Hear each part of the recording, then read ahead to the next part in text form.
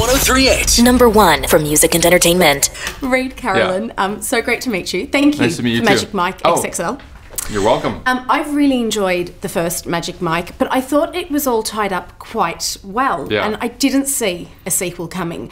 What made you guys think, no, you know what, we could take it somewhere else? Well, I guess there's two answers to that question. One is, the first thing that Channing ever told me when we talked about making a movie about his time being a male dancer was this story about getting in a U-Haul with a bunch of his buddies and driving up to this stripper convention. So it does exist. You didn't make up a stripper convention. No, this thing really existed. Not in the exact way that we made it exist, but it did exist. And Channing went to this thing, and we couldn't find a place to put it in the first movie. And so when we became convinced that we should try to make a sequel, we thought the only way we could do it is tell that story that we didn't get to tell the first time. So that was the first reason for making it. And what I also like about it is that because the first movie did sort of wrap up in the sense that he leaves the world of stripping and he meets this girl, and you sort of get the sense at the end of it that he's going to change his life and fall in love with this person and live sort of maybe happily ever after. And what I liked about the sequel is that isn't always the way life works. And sometimes, you get out of one thing and you get into the next thing, and you have this idea that you're going to be this great success and you're going to fall in love and everything's going to be perfect. And life is a misshapen object, and that's where we meet Mike. Things are a little different. One of the great things about this film was the casting. The casting was amazing. So when you were writing the second film and you heard Matthew McConaughey wasn't coming back, were you concerned a little bit? Well, what happened is I wrote a whole script with Matthew in it, and Matthew was a main character with Channing, and I worked with Matthew on that process.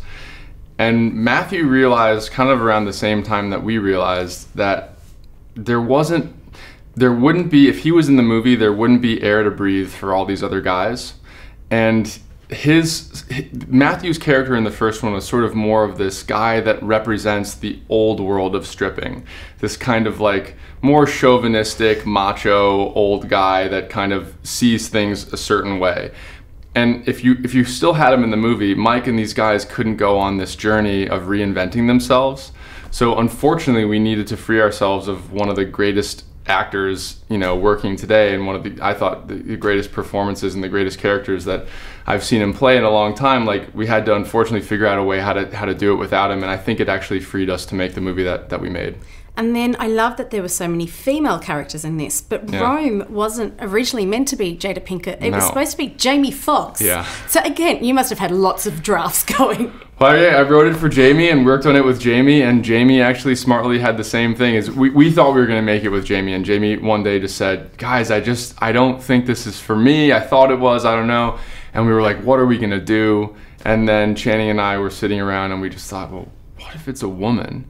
And Jada was the absolute first person that we thought of, and it was just like the light bulb went off. And I thank the gods I thank Jamie Foxx. You know what I mean? Like, I'm like, literally every day I'm like, thank you, Jamie, for allowing us to do this, because otherwise we'd never have known. As I said at the beginning, I didn't think there'd be a sequel to Magic Mike. I don't think there'll be a sequel to Magic Mike XXL. Will you possibly tell us there will be another one? I don't know. I don't think so. But then I watch the movie and I see the chemistry of these guys, and I think, man, anything's possible. So maybe some shorts that we can watch later on. Yeah, just little shorts. Very small shorts. On that note, Reid Carolin, can't stop smiling. Thank you so much. Thank you very much. Spin 1038. Number 1 for music and entertainment.